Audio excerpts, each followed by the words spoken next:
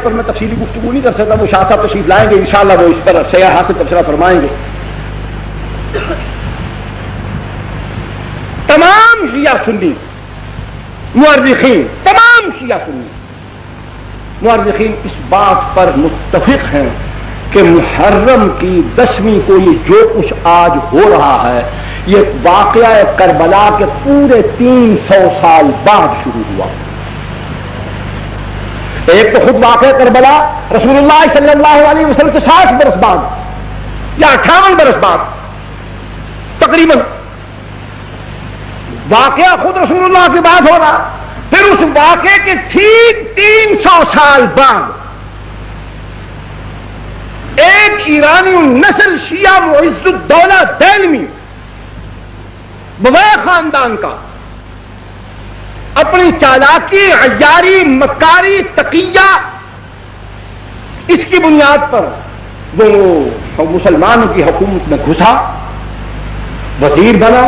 اس نے بغداد کے اندر سب سے پہلے جلال الدین سیوطی رحمۃ اللہ علیہ اور غالباً البدایہ والنہایہ والے بزرگوں نے 351 ہجری لکھا ہے، باقی تمام بزرگوں نے 352 ہجری میں معز الدولہ دہلوی رافضی شیعہ نے، ایرانی تھا، اس نے سب سے پہلے 10ویں محرم کو حکم جاری کیا کہ بازار بند کر دیے جائیں، نان بائی پکانا بند کر دے۔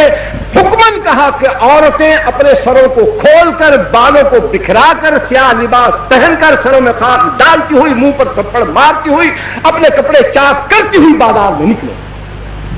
یہ حکمن اس نے کرایا۔ نمبر 2، سب سے پہلے قبہ گنبد نما ایک گنبد بنوا کر شہر کے چوک میں رکھوایا، اس پر ٹاٹ ڈالے، وہ نمونہ بنایا سیدنا حسین رضی اللہ تعالی عنہ کے مزار کا۔ یہ پہلا کام روسی نے کیا۔ تیسرا، اپنے دور حکومت کے اندر بغداد کی تمام مساجد کے دروازوں پر تمام صحابہ کرام بالخصوص سیدنا معاویہ رضی اللہ تعالی عنہ پر لعنت لکھی ہوتی تھی۔ یہ معز الدولہ دہلوی حرام خور خنزیر، سب سے دنیا کا کوئی مورخ یہ بات ثابت نہیں کر سکتا، قسم خدا کی کھا کر کہتا ہوں، میں غریب آدمی ہوں، نقد دینے کا دعویٰ نہیں کر سکتا، اور میں جھوٹا ثابت ہو جاؤں تو سر بازار مجھے 100 کوڑے مار دیں۔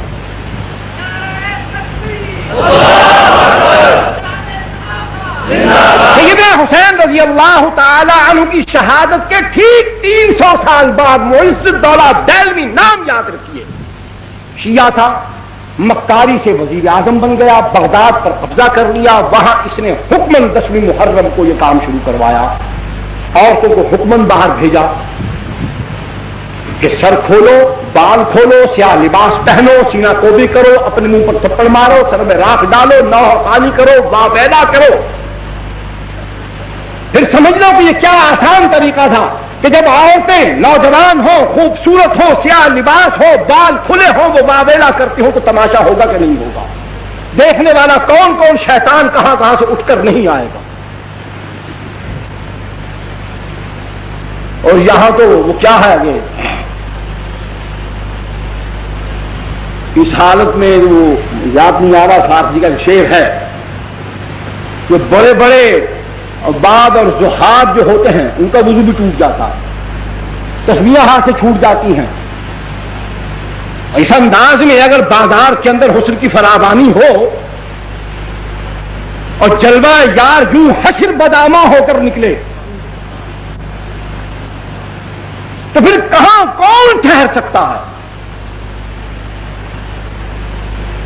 بغداد کی سرزمین، بادشاہ کا حکم، اقتدار کا حکم، پھر کون نکلا ہوگا اور کس کس کو نکالا گیا ہوگا؟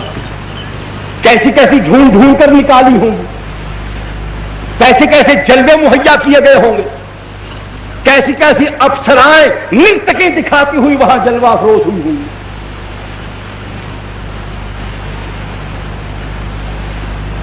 دوسرا، ایران کے اندر قاچاریوں کی حکومت، ناصر الدین شاہ قاچار، اس نے اپنے دور حکومت کے اندر باوجود اس کے سنیے، باوجود اس کے کہ وہ قاجاری رافضی تھے، شیعہ تھے، نسل در نسل سارے قاجار شیعہ حکمران آئے، صفوی خاندان، انہوں نے بڑے ظلم کیے ایران کے اندر۔ حالانکہ یہ مسلمانوں کی مفتوحہ سرزمین ہے، سیدنا عمر بن الخطاب رضی اللہ تعالیٰ عنہ کے زمانے سے لے کر حضرت معاویہ بن ابی سفیان سب کہیے رضی اللہ تعالیٰ عنہ تک یہ ایران کی سرزمین بار بار سر اٹھاتی رہی، اور اس کو اللہ کے پاک پیغمبر کے تربیت یافتہ دنیا کے سب سے اعلیٰ اور مہذب انسانوں نے اس کو جس طریقے سے اس کو رام کرنا چاہیے تھا، تہذیب سکھانی چاہیے تھی، اس کو سمجھایا، سکھایا، لتاڑا پتاڑا چکھاڑا فتح کیا، دین سمجھایا۔ لیکن پھر وہاں رافضیت کیوں پھیل گئی؟ بالکل انہوں نے وہی عمل کیا جو عمل آج، میری طرف توجہ فرمائی، جو عمل آج پاکستان میں جاری ہے۔ انہوں نے وہاں سنی مسلمان عوام کو کچھ نہیں کہا، صفوی خاندان کے بادشاہوں نے 20,000 سے زائد علماء کو قتل کر دیا، صرف علماء کو قتل کیا۔ تو علماء کے قتل ہو جانے کے بعد نہ دین بتانے والا کوئی ہوگا، نہ سمجھانے والا کوئی ہوگا، تو پھر جو ہم کہیں گے وہ خود بخود لوگ قبول کرتے چلے جائیں۔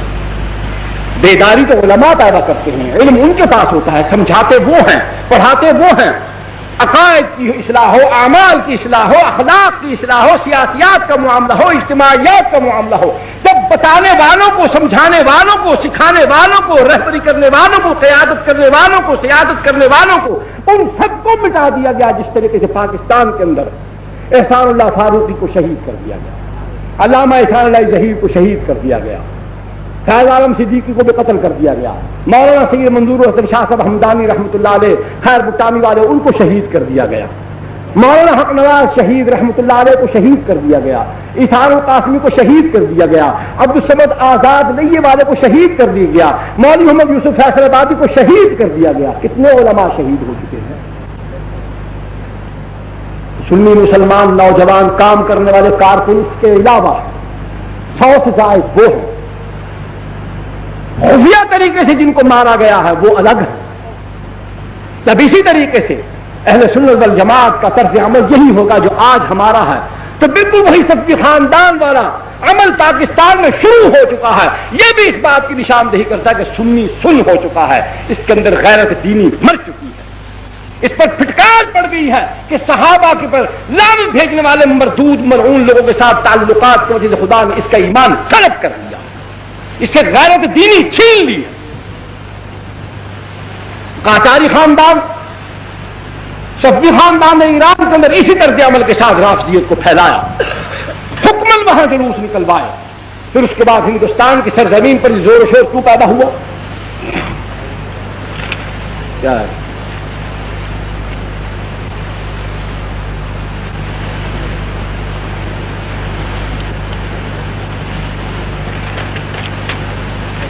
ہندوستان کے اندر بھئی آپ توجہ میری طرف رکھیں، کان اور آنکھ میری طرف رکھیں، ہاتھ جیب میں ڈالتے جائیں، اس پر میں کوئی اعتراض نہیں کرتا۔ بالکل جی، بسم اللہ۔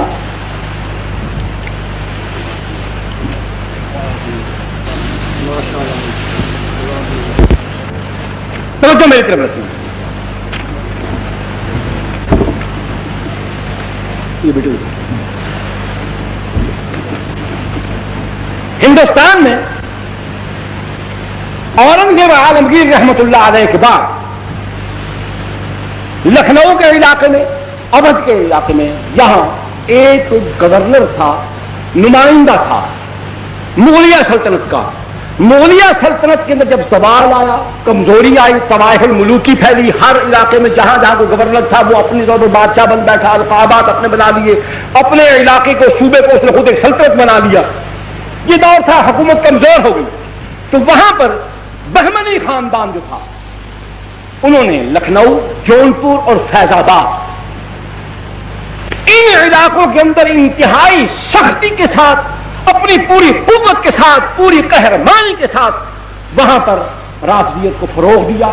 جو آدمی محرم کے دنوں میں باہر نہیں نکلتا تھا، تعزیے کے جلوس میں شریک نہیں ہوتا تھا، اس کو سزا